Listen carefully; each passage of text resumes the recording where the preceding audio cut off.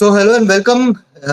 The BCCI is all set to review the Indian cricket team after their debacle in the UK tour. India have so far lost two against Ireland, which was a whitewash, and so far out of four matches in England, they have lost three and one being washout. Shamik did a story for our website, speaking to BCCI Secretary Devajit Saikia about a review that will take place after the UK tour is completed of the entire Indian team. And let's get to the details of that review meeting. Shamikta, what is happening? What is the update? People are asking whether the coaching staff is under danger, whether the captain is under danger. What is this review meeting all about?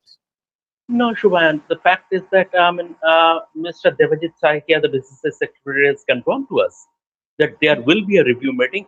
India play their last ODI on 19th of this month. After that, this review meeting will happen to just take stock of what went wrong. Basically, any knee-jerk reaction that is unlikely. That we can sort of make it clear to our viewers that any knee-jerk reaction is sort of unlikely. Any change in the coaching staff, that is also, that is all but ruled out. Any change in the coaching personnel, that is all but ruled out. The BCCI will take stock of what went wrong. The failing in the BCCI is that the team has suddenly hit a slump.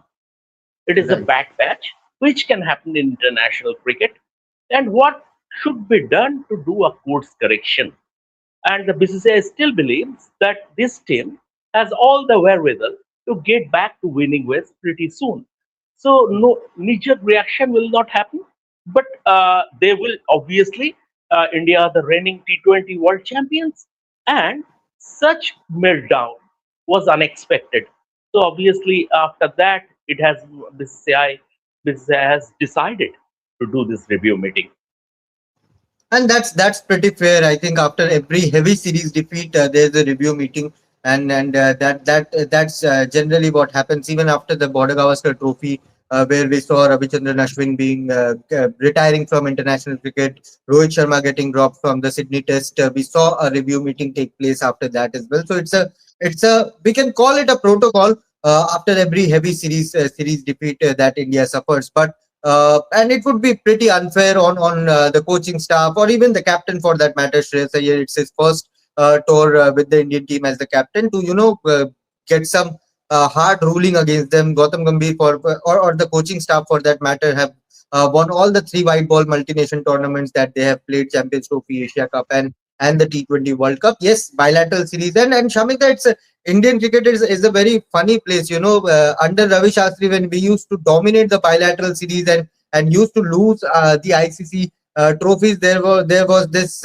conjecture or a public opinion that we are a failure in ICC tournaments, and people used to call for sackings after every ICC tournament. Now that we are winning ICC trophies, we are losing the bilateral series, and there's all this cry out on social media. What's your opinion on this? Do you see this as just as a bad patch, or do you feel that it's okay that if we lose one or two bilateral series here or there, given that we are experimenting with the right personnel in the team? So, sorry, Shubhan, I think this review meeting was the need of the hour.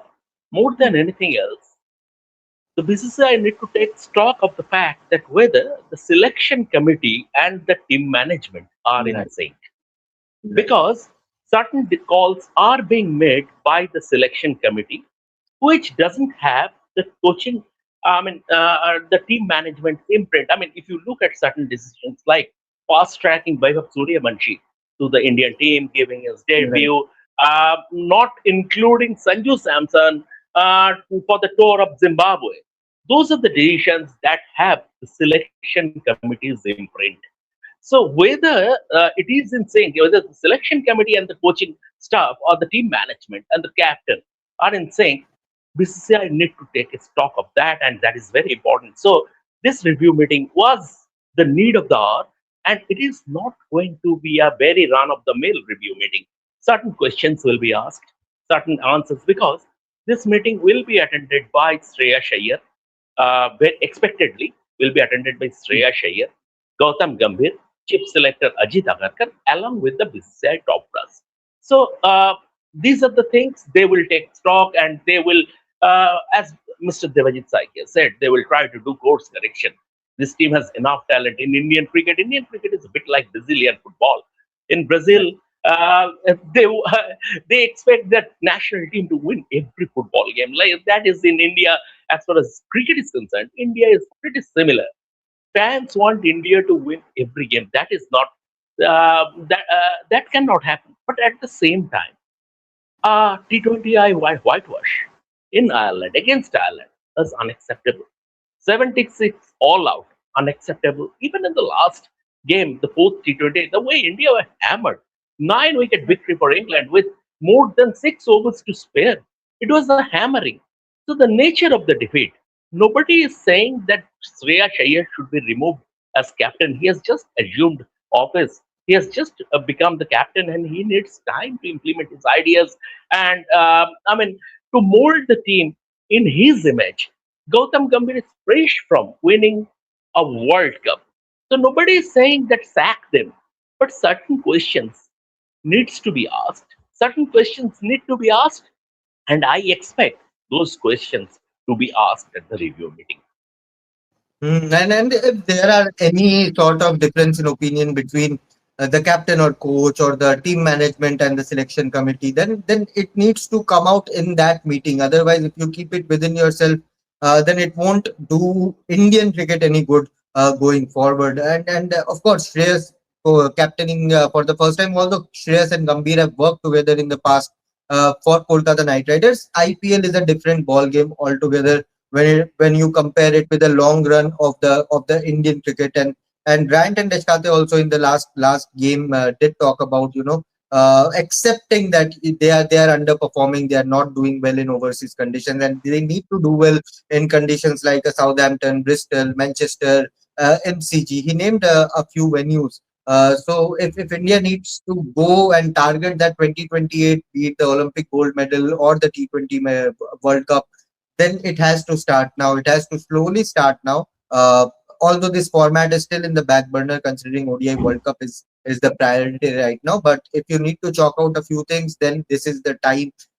Then that they need to speak up. Although I think I was hearing Shamik that there will be a certain discussion about those whose contracts are coming to an end at the end of this year after September. I think. Uh, Yeah, any update around that things might they might pass on the baton to someone else? I don't think so, Shubhan, because contract is Agarkar's contract is coming to end close, right? Agarkar's Yeah. contract is coming to an end, and there are stories doing the rounds that he might be given an extension. Now, as Okay. far as I am concerned, what I have heard, Agarkar himself, as on date, I don't know what is going to happen tomorrow, but Agarkar himself hasn't sought an extension as yet. He might do it tomorrow. He might do it tomorrow. I don't know. But as on date, Agarkar himself hasn't sought an extension. So what is going to happen in the future? Uh, I mean, we'll have to see. But Agarkar, September. I mean, if his contract is not extended, September would be his last. September would be his last. Gautam Gambhir's contract runs until 2027 World Cup. So he is safe. He is safe in the sense, but once again, it's a results business, and he will have to deliver. And one more thing, Shubhayan, in that review meeting, they will, I think, BCCI also need to take an account of the fact whether some negative vibes have crept in the dressing room. That is also very important because it can happen, and it can happen at a time if a team is winning everything. A team is winning everything, and if the team is going through a purple patch, I mean, some players might start taking things for granted, and from there, and for the sake of the team, the team management will take some tough calls. There is a new captain. Whether any negative vibes have crept into the dressing room, I think BCCI will also take into account of that also as well.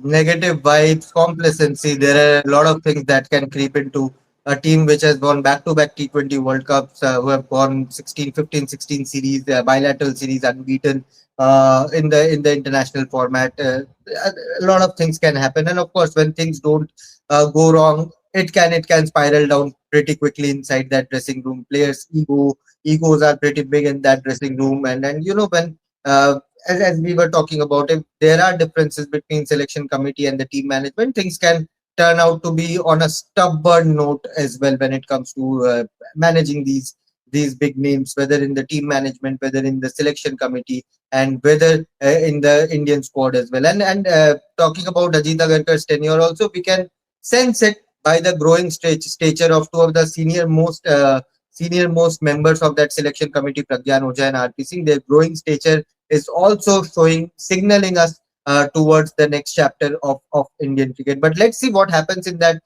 review meeting. It's the next focus will be to win the next T20I and end it on a happier note. Whereas in Birmingham, the ODI team will start to train from today onwards. Rohit and Amit will give you all the coverage regarding that. And of course, when it comes to the women's test match, India are batting.